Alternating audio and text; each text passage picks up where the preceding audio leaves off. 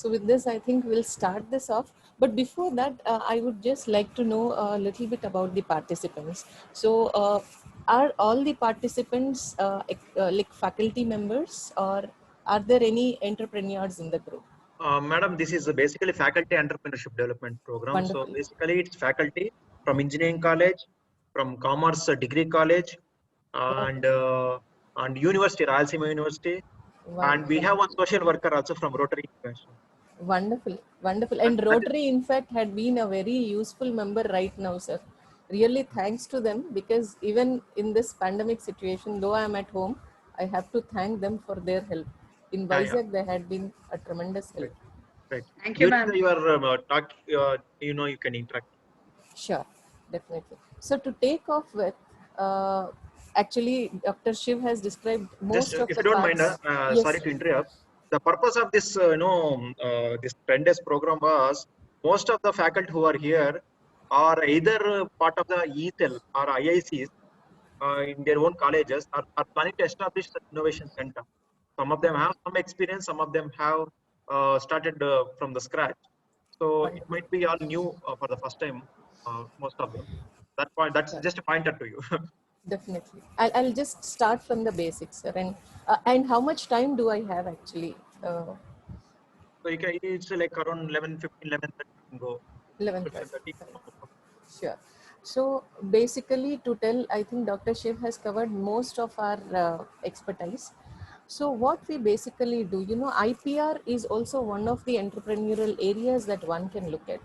When we serve, IPRs to various corporates, we can work with corporates, we can work with university research centers, we can work with normal research units that come up, mostly in US or India. Like, it's mostly in US that a scholar picks up the area of interest, gets funded, and then starts employing the PhD scholars under him, and then develop some product. So we'll work with them as well. We also work with legal firms and independent inventors. I'll describe you as and when how this can be turned into a entrepreneurship opportunity also. But to be very brief, what's IPR? What is that we own? Whenever people start companies, so what is it that they own? Or whenever people start working on their ideas or working with their project, so what is it that they own? You might be working on somebody else's idea. Then how can you claim that it is also a part of the work that you contributed to that part of the idea? Or when you say you are working with a college and the college has come up with some idea or have supported some infrastructure, how can you claim that you are a part of that development program? Because it could be only your mind thoughts that you might have shared, only your ideologies that you must have shared. But what is yours, what is called as asset? See, before going to that, I would just describe you the basis of assets. We all know property or assets that we call. Some are tangible that we can touch and feel, or the others are intangible, which we can't touch. I contribute, I give an idea to somebody else. He can neither touch that idea nor can I. Right? But I gift some car, he can touch that, even I can do that. So, even in tangible assets, there are movable and immovable. And in movable, there are car, pen, whatever, the dress, the jewelry that we buy.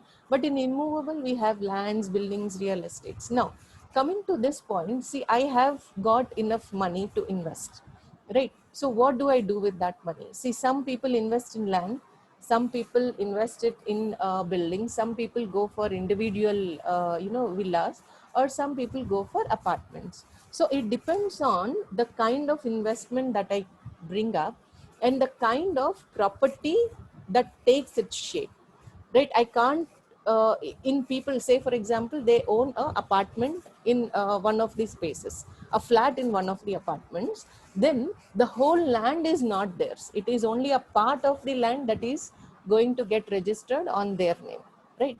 Likewise, when we invest, our thoughts or thought process, it takes various shapes, and the amount of thought process or the way we invest our thought will give rise to what is called as an intangible asset, which is intellectual property. And in intellectual property, we have many intellectual properties, because it's day by day developing and, you know, giving rise to many of the properties that we also don't know. But to understand a brief note about it, we can just say that these are the different kind of IPRs that our thoughts can take shape into, right? So what are these IPRs? See, IPRs are like our real property or personal property. What do? If we own a house, either we live, or we lease it, or we rent it out, or we sell that. You know, it is up to the owner's discretion what it can be done. Likewise, even IP, owning a IP means, you, what hold or what rights do you get? If you just ask me, it's either you can use the IP for yourselves, or you can rent out that IP. You know, whenever you share your idea, you come to a friend, you say that, you know, do this sort of thing, you will get benefit and all. That can be recorded, and this advice can be sorted out. You know, consultancies, what they do, they sort out advices. Likewise, patents can be sorted out, and when you lease them, when you rent them out, you can get monetary benefits as well. Fine. So understanding about these, I think each and every part is one of the thing that people can utilize as an entrepreneur. For example, there is, if I were to say about a trademark, you know, most of you are well acquainted with trademarks. For example, the most costliest brand nowadays, you know, if any one of you wanted to set up a McD center, you know, McDonald's, they have to pay a lump sum amount to the McD company. And to get one license, you know, round about 10 years back, it used to cost them nearly 1.5 crore. It is only the payment that is given for using their name, and we can't open it on ourselves because it is protected by a trademark. So this sort of rental payments is happening when you just go and protect it. If there is no trademark per se, if you only want to use that name, if there is no trademark, and if you see Chandana Brothers, or, you know, the common Pulla Reddy sweets initially, you know, they didn't have a trademark per se at that time. So what used to happen is, anybody who wanted to use their name used to copy that name and use it as in how they would require. But nowadays it is not possible, because it is guarded by trademark. So why should one have an adequate knowledge of trademark is, I'll take you through. The other thing, copyrights, you know, this is the most burning topic right now in India. You know, there is a company, a IT company, which had its annual day celebrations. And on those celebrations, what it did, even we do it, right? In our college day celebrations, or, you know, in our home, we usually, marriage parties or something, we just, you know, place a stage where people come and dance as well. And we use songs, right? Now, one such case happened in Vizag only. One of the IT companies celebrated its annual day. And on that annual day, there was a dance programs also which was organized. And one of the dances had one of the songs from one of the popular Telugu Tollywood movies. And the function went very well. And the viewers, the audience who came or attended the function, took pics and videos. Pics would not have been that much problem, but they took videos of people who were dancing for one particular song. They were so impressed, and, you know, now we have a habit of tagging everybody on Facebook. We post videos, so like that, that video also was posted. And this company, the copyright owners, came to issued a notice saying that it is their copyrighted work which was used in one of the parties, though it was not commercially used, but it was not a fair use. So saying that, they have sent a notice asking them to pay a few amount. So these are the litigations which come with respect to copyright if you do not know how to use or how to come out of that loop. Even for college days, you know, now we usually conduct annual days and all for college, or college fest will be there. You are not supposed to perform dances or anything using the songs which are copyrighted. You'll be legally sued. So that is one of the things. So if songs itself are not being allowed to be performed, so there are certain limitations for books also to be used, or for material to be used, or per se, you take some of the information from your precedents, in the sense you pick up some academic papers or club it through your research and start using that. So to what extent can you use, and to what extent can you come with a work of your own, and how can you restrict others to use, is also what copyright IPR in copyright teaches you. The other most profoundly used area are patents. Nowadays, patents and these are becoming popular because one thing, they add advantage to your CV. Point one. Point two, there is always a possibility where you can reap out of patents. Nowadays, that is there. People are paying you for ideas. There is a simple invention which have come up recently. A college student, where the college encourages entrepreneurship here.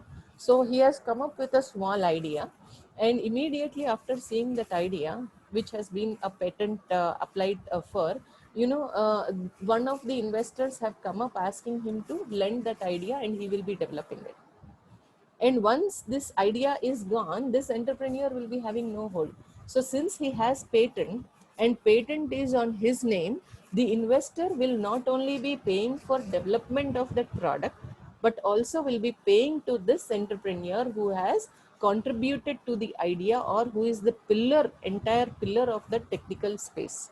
So that is the use of patents here. Moreover, you encourage, you have people, the thing that happens mostly in academic institutions nowadays, or not only in academic institutions, wherever people wanted to promote themselves as entrepreneurs, see, these people are very enthusiastic. The day they conceive an idea, they are very quick to enter into the market. And what happens, they don't really think on pros and cons, though they think it is only the money calculations, economic constraints that they consider. Market study, it is usually done partially biased, in the sense, since I conceived that idea, inventor is prone to be biased on his idea. He believes that people will accept it. All those valuations are there. But apart from that, no other pros and cons related to legal issues generally are being seen, especially in our zone. If it is Delhi or so, I remember people are going through a certain procedure. Not everybody, but at least 20% of the people, of the population, they're coming up with ideas, are checking with IP. But though in this 20%, though they are coming, the things which are limiting them is, point one is, they either do not take it that seriously, but they wanted just to ensure that they have a patent for namesake, and they enter. The other thing is correct persons. When you approach, there should be a neutral person who will be able to comment on your idea, and that will give you the value added advantage, because if there is a neutral comment, you can either mend your idea or drop it. So that is required in most of the patent cases. But when you concentrate in southern India region, it is very rarely that we have patent. It's only for the namesake, mostly in 85% of the cases, but not beyond that. And most of the entrepreneurs, when I say pros and cons, they do not evaluate their idea. In the sense, there is one of the young entrepreneur, which one of the nice agencies have supported. He came up with the idea, not thorough patent search was done. And people, when they see a boom, when they see that it attracts market attention, people usually start promoting you. So that's what it happened even with this entrepreneur. He was promoted digital, in the market, and he was given awards also, national awards also, for his invention. That's very good. But what happened at the end of the day, one of the Canadian companies came up with an infringement suit to him. So whatever he gained in this span by earning everything, by through his accolades and all, though he will give it back to them, it is not sufficient enough to meet those infringement damages. So that's the state where we all are in. Whenever people come up with ideas, just try to, at least, though you don't believe in patent system, or though you don't believe in the enforcement system, but at least check yourself that you are not putting your foot on a wrong place. Like, it is not somebody else's property that you are trespassing. because if that happens, then you are again caught. So that's the importance of patents. And the other thing is, when ideas are sold into the market, this is the only thing which can hold your thing back. In the sense, when you promote your ideas, there'll be many copycats. So to stop infringement, to stop somebody else copying your idea also, patent can be used. There are other uses of patent as an entrepreneur. I'll tell that shortly when we just do some cases. The other thing most commonly known is geographical indication. See, somebody came and said that, Tirupati Laddu is one of the new recipes that they have done, and it is not available, elsewhere. So I will go with a patent. Or I also even heard this way. There is a famous sweet in Kakinada. You all must be knowing, right? Kakinada Kaja, which has become very popular. And why can't I go for a patent for that? See, there is no patent available for a thing which is associated with a particular place. Kakinada Kaja or Tirupati Laddu, these are the things which are associated, which have come up and are known for the quality because they are associated with that particular place. So anything coming up from that particular place and has a quality associated with the place or the place culture, say for example, the Kanchipuram Pattu, these saris are not a thing that are coming up from the ground as such, but because of the weavers of that particular zone, right? So anything associated with a place, these can be generally stored as geographical indications. And these are the society rights. For example, the patent, trademark, copyright, trade secret, industrial design. These 6 can be owned either by an individual person or any firm or any college. There is no wrong. But to own a geographical indication, it should be a society which benefits the people over there. For example, Arakku Valley coffee. It is given to the Arakku Valley people. It is done by a association. It is not a single person nor a single, entity which claims that. The next is the industrial design. See, nowadays, miniaturization. The invention would be nothing. The entire thing, the technical feature would be the same inside. The only thing that varies with them is the shape of the device. The ventilators, for example, or the pulse oximeters, for example, that which we wear here for this COVID situations, the technology remains the same, but the inventor alters its shape so that it is convenient to plug in your the finger and get the result. Or you might have few of the devices which are very handy in nature. The ECG, portable ECGs, the 12 lead, there are portable ECGs, but to have a 12 lead ECG, it is a bit bulkier. There is no short, miniaturized or compact 12 lead ECG that you can carry. But if you come up with one, then you will get a, the entire technology is same, but you are just shrinking the size. So for that, if you produce any, or watches, or the phone designs that we have, the shapes of phones and things like that. So all of them can be guarded as industrial design. Now, what is trade secret? This is really a top secret of any of the firms. It could be a trade secret within the company. It could be trade secret within the institution. Say, for example, you give a discounting rate to people. You are not disclosing that, because it helps you earn, or helps you to do trade. So these are called top secrets or trade secrets, which are usually guarded by the, though they are said to be a part of IPR, but they are guarded mostly by the contract law.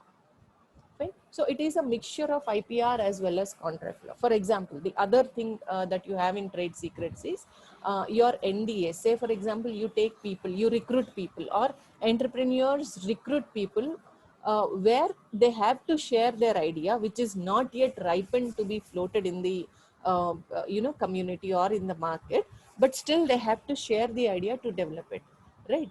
At this stage, you will have certain formalities that the employee or the incubatee or the intern should perform. They have to sign agreements saying that they'll not disclose this to other parties because this is so all this agreements and all are protected in the form of trade secrets. So NDAs, your agreements, all your employment letters, all these will guard to what is the secret that you have inside it. So the secret inside it is trade secret, but how a trade secret is protected is it is protected by means of all these agreements. And these agreements are not a part of IPR. These agreements are a part of the contract law, which is again another branch. It is law. It comes under law. Fine. So why is IPR? See, if somebody invents and somebody has a right, so why should they be given a right at all? See, this is usually a balance which usually will be done so that the inventor who invents will get adequate reputation or material interest for the contribution that he had made for the betterment of the society. See, whatever inventions are being made, it is for the betterment of society that we usually target for. And these rights also balance in either ways. In either ways means there is once a patent, a life-saving drug for cancer treatment. Cancer, you can imagine, especially the breast cancer, if you take cases, people will die, or in most of the cancer cases, if you just check up the World Health Organization records, people were dying not because of the unavailability of medicines. People usually die because they can't afford to buy those medicines, right?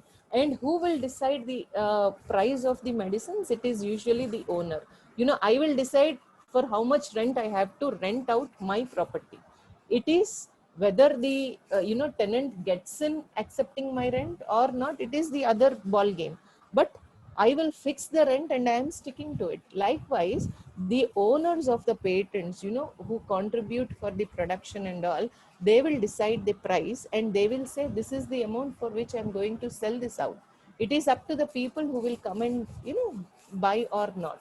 But in India, luckily, we have one of the provisions in compulsory licensing, called as compulsory licensing, which is a part of IPR, patent law. So what this did was, it said that in India, people die not because of lack of medicine, but people are dying because of lack of affordability. They can't afford to these costly medicines. So they have devised a route where they were giving it for cheaper cost in India. So to give it for cheaper prices in India, the US company which has applied for patent will not agree. So what the government does is, it authorizes somebody in the local people to manufacture this product so that it will be available, because once they set up the manufacturing facility in India, the abundance will be more, the reach to the people, the domestic people will be more, and the affordability also will be easy, because if it is manufactured here, there will be no export import costs and all, and people will at least are exempted from all these taxation process and all, so the medicine cost will be low. Like that, we had one of the cancer drug which was available for 1.8 lakhs by the by the foreign entity, whereas Indian entity had cut down its cost by selling it for 8,000 rupees only. Such a huge difference should be there to take a compulsory license. And you know what impact did that create? Recently, when the after this pandemic have broke down, the injections that all you might have been hearing of, the remdesivir or the injections which even the Glenmark has got one of the medicines of COVID to be manufactured, right? All this has come up because there had been, India cautioned everybody that it will in situations give chances on compulsory licensing. So at that chance, if that compulsory license is given, people will not have a call on the, it is not my call to decide the rent of the thing. It is the government's call to decide at what price the drug is sold, and in that a little amount will be given to the patent holder. In the Bayer's case, like 8,000 was the drug cost that was sold to the public, and from that 10%, that is 800 for each drug, will be given back to the company which owns the patent, which is very minimal, right? So it was worried.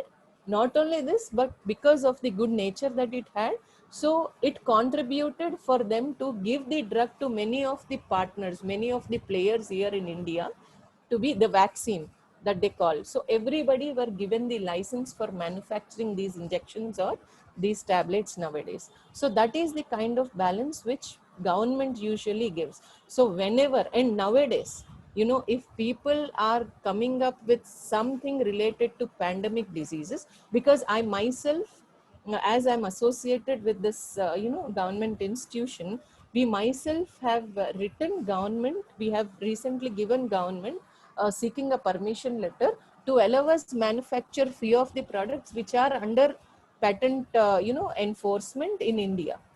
So beware whenever you are, or your members, or your people, your entrepreneurs are working on pandemic inventions, beware to guard it properly, else people can always violate the law, copy your invention, and yet not it cannot be called as infringement because of the national emergency. So there are certain loopholes in the patent law which allows us to copy as well. So this is another part. So each of them have a time limit. Say for example, the trademark, the IPRs are time bounded, in the sense they are live only for a certain period of time, point one, and they are geographical rights. They are restricted by geography, in the sense, if you want to enforce the patent in India, you have to file it in India. If you file it in India, it is enforced only in India. You can't say I have filed a patent in India and it is worthwhile globally. No, no such global patent exists. Wherever, in whichever country you want to enforce your patent, you are advised to go there and file the patent in that particular jurisdiction or in that particular country. For how long is the patent valid? It is valid till these years. For trademark, it is 10 years of time. And after 10 years, it is renewable for extra 10 years or so. So for each 10 years, we got to pay a fee to keep it live. For copyrights, it is 60 years, lifetime of the author plus 60 years. For patents, it is 20 years and it is non-renewable. So once after these 20 years lapse, your patent is open to public where everybody can use it without seeking your permission. Himagaran, Yeah. is it okay if participants ask in the middle or? Yeah. Please, please. Usha, madam, you have something? Yeah. Raised your Yeah, hand. yeah. Ma'am, you said if you register the patent in India, it is only in India and you have to go to every country to do that. Won't it be Absolutely. a cumbersome process to go to each and every country? Don't they have a international combined patent in India itself? See, this one, Usha ma'am, it is true, because since it is cumbersome, we have another way to mitigate this called as PCT. It is called as Patent Cooperation Treaty, which is also a part of this presentation. But the last part of your question, international patent, there is no international patent as such. There is an international application. In the sense, in this PCT, I can put my application once, right? And it is at the same time valid in 146 countries at the same time, but for a very limited period of time. In the sense, it is only valid till 30 to 31 months. After this, I have again to go to each and every country that I seek my enforcement and make my patent, proceeded in that jurisdictions. Okay. Okay, so there is no international patent, but there is international patent application. Application is the initial phases where I file an application, and once that gets granted, then it is called as patent. Or else, if it is not granted, it is called as only application, patent application itself. So such time you cannot show your product to those countries. I mean, you can't have a hold on the product in those countries. Absolutely. We can't have a hold. But if it is US, in US, we almost do, see, now we are also involved in commercialization of patent applications. This is a new sort of business which has come up. And recently, I think we have made one of the deal actually is finalized and 2 deals are in progress.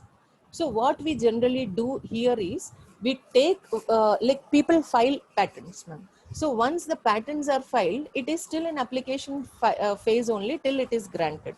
In this application phase, we take the patents and we sell those patents to somebody else. There has been a professor in faculty, like she's a faculty member in one of the institutions which was supported by National Institute of Nutrition, NIN. So she developed a formulation. There are several formulations, and that formulation was of interest to one of the investors. So what we did was, though the application was in application stage, the patent was in application stage, we sold that to somebody else, the investor, who can mask it, who can sell that product, right? Okay. So the risk is on the investor side here. Even in US, most of the cases when we sell our products in the US also, since it is US is guarded by the laws, law dominates them. So what happened there was, though it is a patent pending, people are nicely aware of what patent pending means there. So they are cautious on not to copy their inventions as well. And there is a success rate.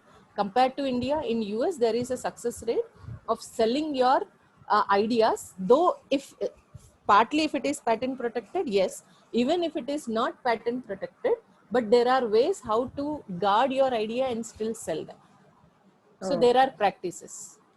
And how long does these patents take to get recognized?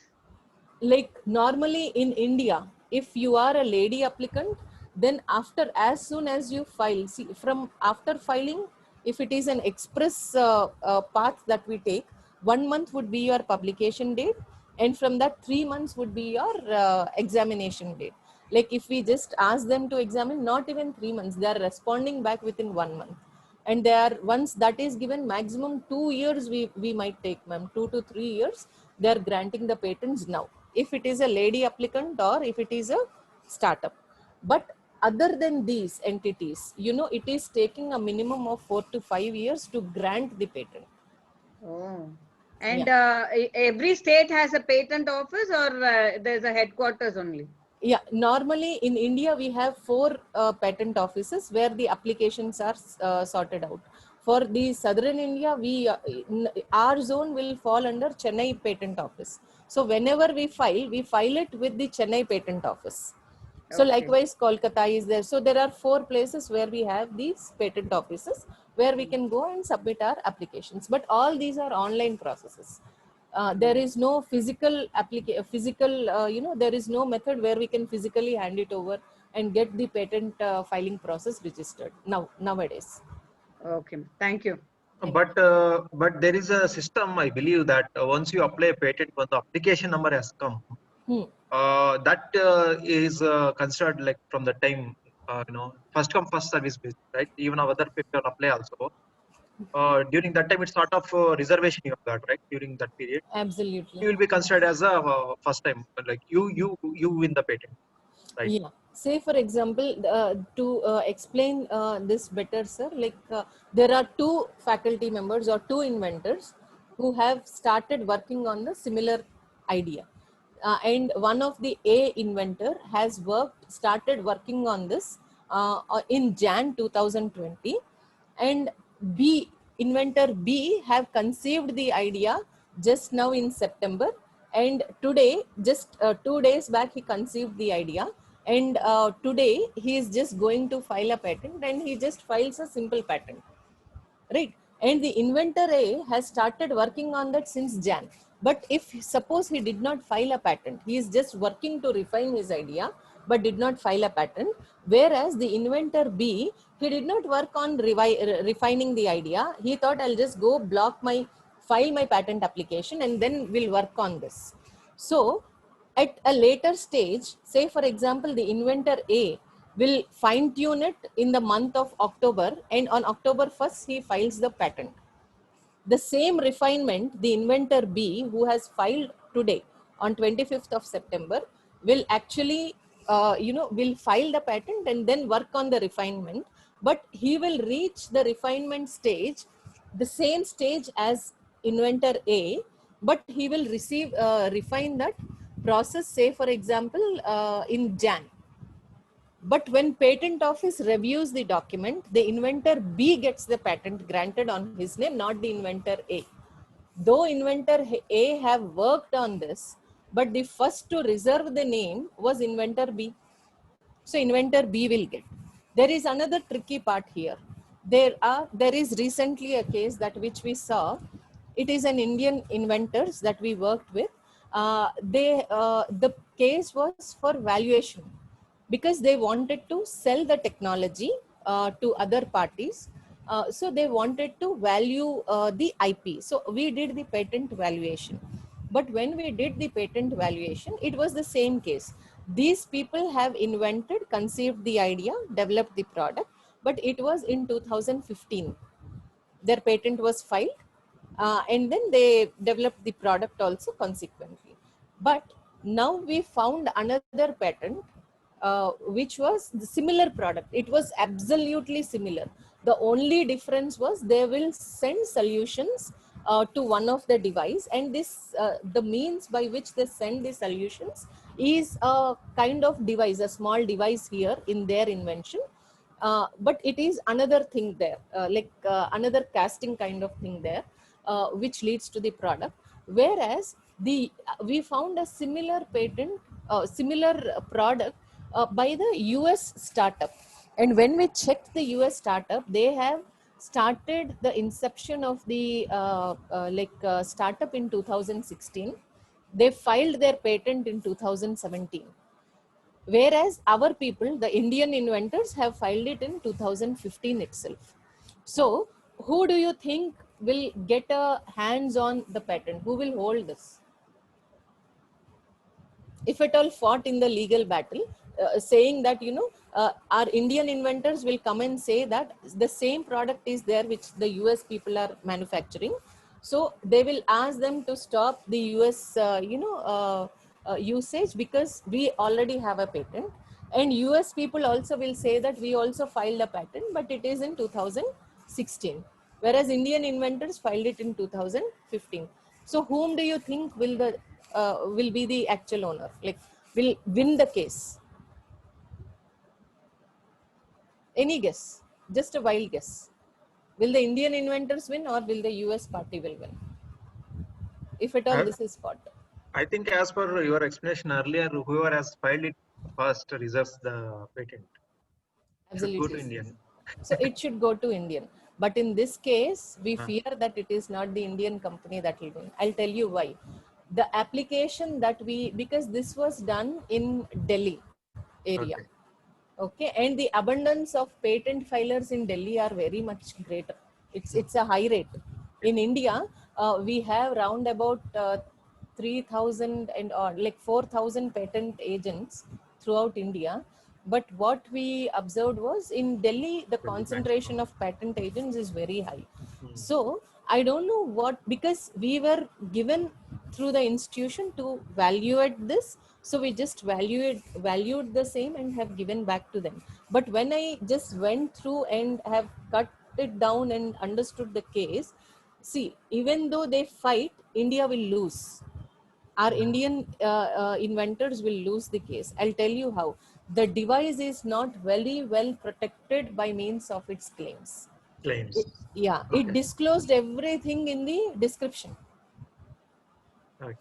Right. And what they disclosed in the invention, even the ISR search report also came stating that it is, it lacks inventive step because all the generalized things and no search was done, sir. Here, when our engineers were able to just do a rough sketch, because for patent valuation, we don't go in that depth. Correct. Right. So when we did a moderate study, in that only the things which were claimed, everything was there in the prior art. Everything was available in the prior art. The actual invention was these solutions which they will inject into that device. Right. And that timely injection, because it is in a liquid state that these will get injected. And once this liquid state reaches the surface, then it'll harden itself. Okay. So this is the actual invention. But you know what, instead of describing the inventive steps, so here actually when you said the search will help, See, search will help you because there is a prior art of the hardening device. How the structures get hardened, because it is it is a netted structure like this, that it flows and it gets hardened and sits there. That structure is already claimed by most of the people. They did not go through that search perfectly. So, though they contest in the court, their patent will become invalid because the thing that they have claimed already exists. It is there in prior art, so it gets nullified. But the thing which is there in prior art, like which is not there in prior art and which is their inventive step, they have briefly given a few points in the description, They should have not given more sufficient. description. That's what you mean. Yeah, given more in description, but not sufficiently guarded in the patent claims. So what will happen is the US patent for which they have drafted, that patent is very good. Like the strength of the patent is very good compared to the Indian patent. But even in our Indian patent, in the description, part of the information was held. I don't know whether it could be a trade secret kind of thing that they have imagined, or the device to harden is what they were trying to claim. But the US patent would somehow go through these loops and get success. So you mean to say that though the IP strength is good in terms of research and innovativeness, if you cannot make it a good claims and argue and prosecute on those lines, inventiveness, you will still stand a chance to lose. Absolutely. There is no point. See, why do we do all these things? If it is an entrepreneur, why does he do all these things? It is obviously to reap or to gain money or to get a monetary benefit. But Right. what's the point if that is not strengthened? See, I'm going to buy a house. Why would I invest my amount in that buying property? Because if there is a need, I want to encash it. Right. So what if it is a wrong documents, or there are many real estates which are, especially in this area where we live, it's quite developing even after this announcement of the capital, and there is land mafia. Like the same land will be sold to multiple people, no proper documentation. So what is the fun in investing in such a land when I don't reap out of it? So that is the same case even in patents. Thank you. Right? So why should a trademark in generally can I think I have 5 more minutes, but I'll just quickly wrap this up. See, why should we have a trademark? Can't we do without a trademark? Can't we just go with a brand building? Brand building is also equal to get you that recognition, but when we register that, nobody will be able to copy. And if your product is such a product which should be transacted through the customs, means you're importing or exporting it, once it becomes popular, you should be not be having surprises like this. See, once a brand becomes popular, there will be genuine one, there will be non-genuine one. See, there are mostly, this not only happens in clothing, this also happens in medicine industry, the drug industry, pharmaceutical industry. So to avoid this, what we can do is we can register our trademarks, intimate even to customs if there is a transaction, like if there is an export or import, and safeguard. See, even in the automobile industry, the whole bike, see, this is Pulsar, this is the original one. Though this looks fascinated, this is the duplicate. The same thing, it is replaced by G. It is Gulsar. The model, everything will be same if you look it from the outside. But there is nothing that can be done if such counterfeits happen. So to stop that, are there these in your places? Oh, any number. Right? But Any the number. original one is this. Right? So to stop counterfeiting, usually one should have a proper trademark registered, and then you also, if there is an export or import that you usually foresee, you can go. And this one, you all must be recognizing this, the Taj building, Taj. right? Yeah, nowadays people are giving trademarks even on the structures which people are able to recognize the owner of it. See, as soon as we see this building, we immediately recognize that this is Taj. So there is a trademark even on the building, the structure of the building, the architectural designs.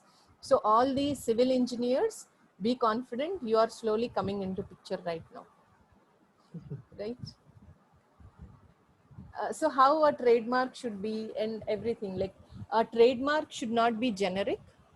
In the sense a soap company can't be called as soap or zipper, and you know, the general term should not be there. You'll not be given a trademark. And if it is a descriptive, you will get, but not that strong. If it is a suggestive, there are chances of getting a trademark. If it is arbitrary, in the sense a known name to a unknown product, you know, camel ink, we all know camel, but ink is not related to camel. But if you use camel for ink, you'll succeed. If it is fanciful, see, fanciful is nothing but it should not be there in dictionary. Any name that you invent, if it has no dictionary meaning, you'll easily be given a trademark grant on after you apply. So if there is a portmanteau words, there won't be in dictionary. But if you can make your own words, like join into 3 words, still it will go, right? Huh, that one should be, you know, if you're joining 2 words, if it is a combination of words, they'll be checking the meaning. Say, for example, if I join word netra, Mm. Mm. okay, That's acronym. and optics. See, netra is not a dictionary meaning, English dictionary. It doesn't Right. have. But if you find out in Sanskrit or Telugu, anybody can point out that this is related to eye. Okay. So they will also check what that word means in your local languages as well. Right. Okay. Yeah. So you should just be aware that you can miss out these loops to get a grant on this. This is just an application that you will do for trademark, and after advertisement, the government will advertise it. If there is no opposition, it will give you the registration. Though the period, they say that it is 18 months, but nowadays we are getting it in lesser than 3 months if there is no objection. If you want to apply it internationally, a common platform is there called as Madrid Protocol. How this helps is, see, geographical, since the IPRs are geographical rights, you got to register in India, you got to be paying the renewal fees in India. If you are registering it in US, you got to pay renewal fee in US. If you are registering it in China, you have to pay there. In Japan, you have to pay there. So the day varies, right? The day you have to pay the fee and you have to make all the arrangements. So Madrid Protocols offers a common platform where you can pay n number of fees to all these countries at a single stake, single go. And it will remind you all these dates and all. So that is the advantage of Madrid Protocol here. And coming to copyright, plagiarism is one of the things that I just wanted to tell here. Whenever you take works, whenever you copy, or whenever you include somebody else's presentation, do not mention to quote the reference. Then it is a fair use. Even for education purpose, 1 or 2 pages is okay. But beyond that, photocopying them, it is not okay. Right? Industrial designs, as I said, it is only the designs of this that is usually there, which is the ornamental or the aesthetic aspect of the device is usually protected. For example, this chair is there. See, if I only guard the shape of the chair, then the only shape of the chair can be protected. Nobody else will be able to launch the similar chair in this shape. But if I say, by leaning like this, I will have a sufficient support on my back, which will reduce the back pain. And it has got the ergonomic thing, which will go in hand supporting my, body structure or some utility part of that. Then it will go into a patent. Where there is utility, it is a patent application. Where there is only design, it is the industrial design. Fine. So all these are, even 3D designs are eligible to be filed as industrial design. The buildings of Apple, you know, this one is also a design registration. The buildings also. Buildings can go nowadays as trademarks if they are prominently recognized by the customers, like as this is that building.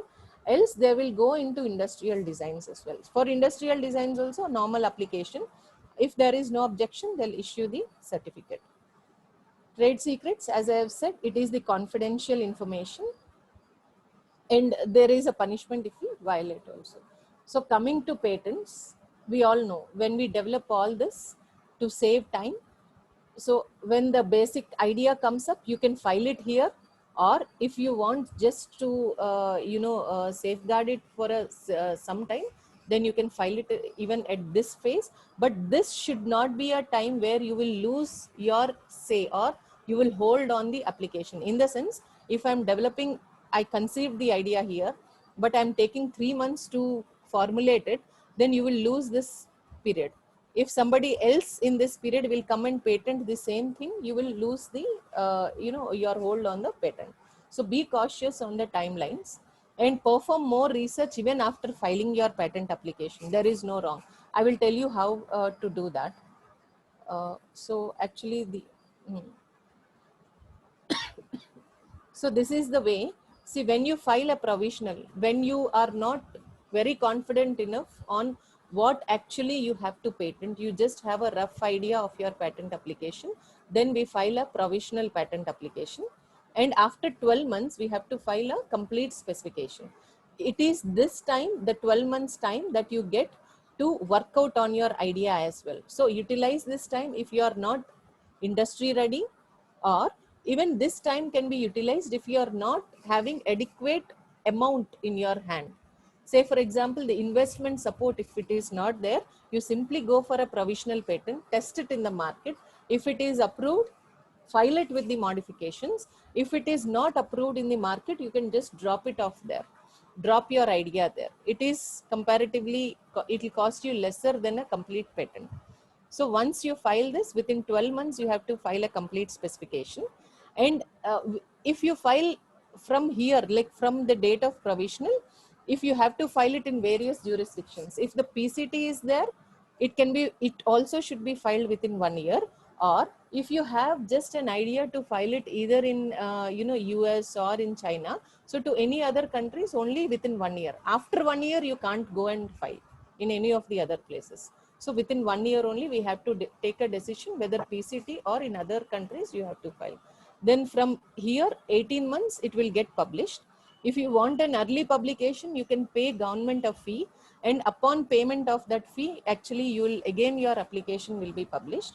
And from there, it will go to request for examination, should be filed within 48 months. If it is not filed, again your application will not be considered, and after publication it simply gets abandoned. It is left for the public to be used. So to examine, we have to file the request for examination, and after we get an objections from the examiner, we have to file responses back. If he is satisfied with the responses, he will either give a grant or rejection. If it is a grant, then there is an annual maintenance fee that we have to pay till expiry, like till 20 years of time. If it is a rejection, then we will simply leave it. And from the grant to the expiry, like within 1 year after the grant, we can file a post-grant opposition. Fine. So this is the basis, and this is the PCT process, where it will have 30 months of time. See, when you are filing it in the traditional system, it will give you 12 months. If you want to file it in China, in US, in Japan, in Portuguese, or in any of the places, Australia, Canada, you have these 12 months of time. And when you are filing it in US, you can file it in English. But when you are filing it in Japan or Germany, you have to file it in their local languages. So it is not in English language that we are going to file our patent. So in such cases, you have to pay the translation fee, the government fee to that office and all. In 12 months, if you are unable to, attain this, then you can follow this approach, where you have 30 months of time to postpone the cost. That's it. It is not the thing that it will not allow you all these fees. It will, in this process also, we have to pay all the fee, but it is just postponing it to the 30th month. And in these 30 months, you can decide which country to go, where market is good. You can do all your market studies and all. These are all the slides that I have prepared to show you what is not patentable as well. But due to the constraint of time, I'm skipping this. So these are the general fee structures of the government. Ma'am, I have a doubt. Yes, ma'am. If when you are applying in other countries like Germany and other places, Okay. there is such a long time that they are taking. What happens if they copy your rights without your knowledge? Normally, ma'am, we can file a infringement suits there. Normally, but when the infringement suit is filed, in the sense only after the grant it is filed. See, if there is a patent, if somebody copies in Germany, and even in Germany or USA, all these advanced countries take a very quick turnaround time compared to India, ma'am. Usually within 3 years, they'll complete their process. In India only, we have a lengthier time. That is also because of lack of examiners, which is being attended these days. Right.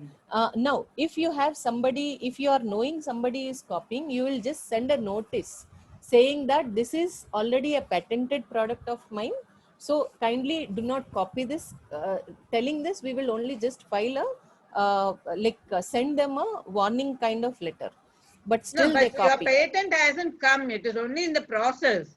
Absolutely. So during the process itself, we will send them a notification letter telling that I already did patent this technology and it is patent pending. So you don't copy this. I will be sending them the letter if I find that. But if they are in countries like, in US, this doesn't happen, because if they copy it, they are open to litigation. They will really cross verify my patent, cross verify the strength of my patent, and if they find it, say for example, the Singer machine is there that we usually are getting it nowadays, right? But initially when the Singer machine patent was filed, it was not by Singer company, it was by an independent inventor. He filed the patent. He didn't have the process to develop it. He didn't have enough money to develop the product. Then what this Singer machine company did was, it checked what are the loopholes in materializing this, in working the patent out. Fine. And then instead of approaching the inventor directly, it copied the product. And when the litigation came, then they gave the inventor an offer saying that we will employ you and we also will, partner, give you a certain thing. And then it was settled in that way. They will know, they will understand the strength of you, if it is a Western country. But it is not absolutely, I just can't tell you that each and everybody follows the same route. But naturally they will just go for a legal opinion there before taking any giant step like this, if at all they find it in their prior art that such a patent will exist. And in another cases where unknowingly, if somebody copies, if we give them a notice, he will then stop it. If he didn't stop, then after few days, when the grant of the patent happens for us, we can quote these referral letters and we can charge him. And from what date? From the date of publication onwards, we can charge him. We can claim our damages. But your grant is going to take couple of months and years. Yeah. By then this man would have made money out of whatever. We will claim it from the books of accounts, ma'am.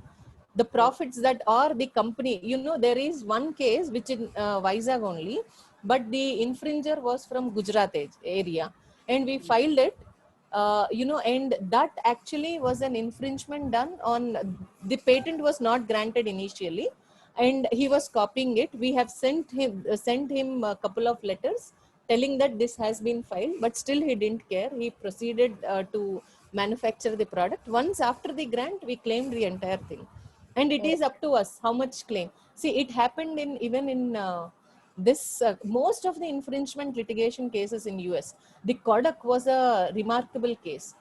When Kodak used to be there, Polaroid and Kodak, that was also an interesting case. Polaroid actually had this instant camera. The moment you click in, the photo appears, the instant click cameras. So it was Polaroid who had the patent. But Kodak people, what they did was, they marketed the product very well. Like they came up with an like a counterfeit. They marketed the product very well. And who prayed for their good? It was Polaroid people. They prayed for Kodak's good. Because only if Kodak will raise to a certain extent, there is a value to contest in court. If it doesn't make money, there is no money for me as well. Right. So it waited till Kodak made a good amount of money, then filed a suit, and it was in $1 billion that Kodak had to repay Polaroid as fee, as fine. Apart from that, there will be certain punishments, certain fines that will make us lose the reputation as well. In Polaroid case, the government asked Kodak to get back to each and every customer that it sold these cameras. And at that time, it is only premium range customers that usually took these instant cameras, right? So Kodak has to go back to each of its premium customer, ask them to return that camera back, and it again submitted to Kodak's office, Polaroid office. So it's loss of reputation as well. Thank you, ma'am. Thank you, ma'am. Madam, a small, observation I made. Yes, See, there are certain products have this label called patent pending with the patent number. yes, I sir. think that's another option. I think BioRad is really good at that. I have seen more 70% of the products have the patent pending. Yes, Even sir. then they'll release it to market. Absolutely. Possible. Yes, sir. Mhm. Actually, we can release the moment we file the patent, we can release it in the market, sir. But we can put a label, and that also gives you Yeah. some kind of forewarning to the Warning. user. Yeah, yeah. Uh, That's just letting them know that we are already in the field, we did this, so don't ever try to work it out in now. a way, it's good for other users also, other inventors also, because many times not many of them will do purposefully. So out of Absolutely. ignorance or lack of no knowledge in the global domain, they do Absolutely. it. After putting all the hard work, if they know that somebody has done it, it's really discouraging for the startup or for Yeah, anyone for that matter. absolutely. But ma'am, when Yes. you're applying for this patent, like he said, someone is ignorant. Won't the patent office tell you that someone has already applied like thing like this? They won't give you the knowledge. No, no, ma'am. It is our, responsibility to take care of the things that we do. No, but how will we Burden know lies on. around the world who all has done the same thing, ma'am? It's It is the impossible. patent search only, ma'am. Oh, That it is is the our reason why we got to have a nice search okay. without Not compromise. normally they Google patents is one very generic domain, but actually Absolutely. patent attorneys, that's where these firms and attorneys would be really handy, I feel, because they have certain softwares which do this. I think also we have certain algorithm based softwares which will Yeah. give very deeper search results. Absolutely. And also the collection also is important. Say for Huh. example, if you search in Google patents, see it might throw you some results, but not the good amount of results that we get in paid databases, because it also depends on how frequently your database is updated. In the sense, say in India, if for every Friday our database gets updated, whatever Okay. patents people file, it gets updated every Friday. And these databases, what it does is it takes all these released patents and then it feeds it into their database. In Google, since it is a freeware, the updation, say for example, if it happens on this Friday, the updation might it might reflect in your search most probably after 2 or 3, at least after a month or so. And sometimes we don't even find Indian patents to be updated on Google. So there are these things which usually will give you a wrong result as well.